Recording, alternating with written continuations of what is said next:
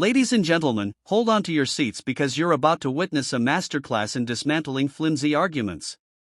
This isn't just a conversation, it's a verbal demolition. British radio host James O'Brien, armed with razor-sharp wit and unrelenting logic, takes on a Trump supporter who stumbles into a trap of his own making. Every dodge, every weak excuse, every attempt to prop up blind devotion to Donald Trump crumbles under the weight of simple, piercing questions. By the end, the caller is left floundering, exposed as someone clinging to beliefs with zero evidence to back them up. This isn't just a random chat from years ago, it's a timeless snapshot of a mindset that's still alive and kicking in 2025. The playbook hasn't changed.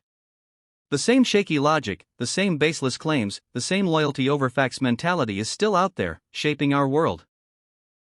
Before we dive into this electrifying exchange, drop a comment with where you're watching from, hit that like button, and subscribe so you don't miss the next one. Let's get into it. Picture this: a Trump supporter steps into the ring, ready to defend his hero. He's got passion, he's got conviction, but what he doesn't have is facts. The atmosphere in America, he says, is one where people are fed up. They're done with politicians, sick of the system, convinced everyone's a crook. And into this mess strides Donald Trump, not just any crook, but an honest crook. That's right, folks, you heard it correctly, an honest crook.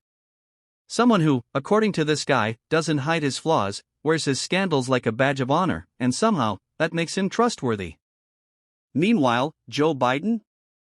Oh, he's the real villain, a polished liar, a career politician who's been deceiving the world for 50 years. Sounds compelling, right? Except there's a tiny problem: this caller has no evidence. None. Zilch. And James O'Brien is about to make him realize it. The caller starts strong, painting a picture of a broken America where voters are disillusioned. The average Americans don't vote because they're just disenchanted with the entire thing, he says. They think they're all crooks. It doesn't matter. Fair enough, plenty of people feel that way. But then he takes a wild leap. Trump, he claims, is the answer because he's upfront about his crookedness. He's an honest crook, mate, the caller insists. He's not hiding it. Wait, what? An honest crook? That's like saying a thief who brags about stealing your wallet is somehow better than one who doesn't. O'Brien, smelling the absurdity, pounces. Are you describing what you think now, or what you think they think, he asks, cutting straight to the heart of the matter. The caller doubles down, insisting this is his belief, backed by conversations with his friends back in America. Okay, fine. But O'Brien isn't letting him off that easy. If I asked you to persuade me that Joe Biden was a polished liar, what would you do? He presses. The caller's response? I'd point to his 50-year career. That's it. That's the argument. No specifics, no scandals, no smoking gun, just a vague wave at Biden's long career in politics. O'Brien, barely containing his disbelief, pushes harder. How else could he possibly stay in power? The caller stammers, as if longevity in politics is proof of corruption. It's a question, not an answer, and O'Brien calls it out. That's a question, not an answer, he says, his voice dripping with incredulity. Here's where it gets truly wild. The caller admits he'd never even heard of Joe Biden before the 2020 election. Never. Not during Biden's decades in the Senate, not during his 8 years as vice president under Obama. Nada. Yet he's absolutely certain Biden's a corrupt, polished liar. O'Brien can't resist. Is it fair to suggest you may not be the best qualified commentator on American politics? He asks, his tone a mix of amusement and exasperation. The caller, undeterred, insists he's just giving a look into the average American's mindset.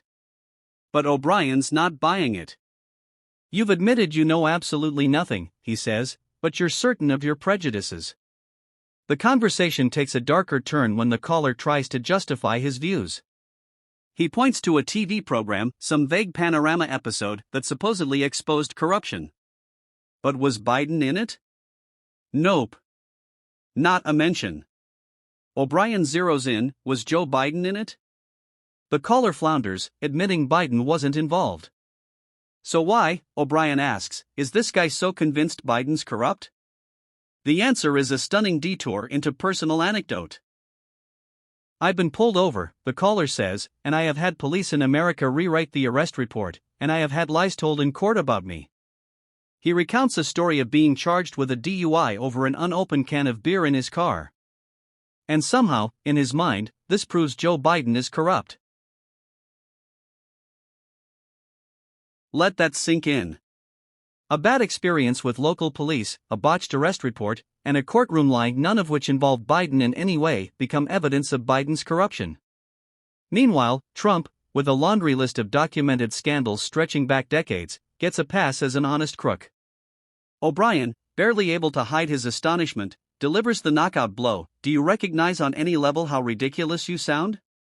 And I say that affectionately. The caller, to his credit, laughs it off. Yeah, I suppose so, he admits. But O'Brien's not done. Who did this to you, he asks. How did you become a man who's absolutely convinced of things despite having no evidence whatsoever? This exchange, recorded back in 2021, feels like it could have happened yesterday. The script hasn't changed.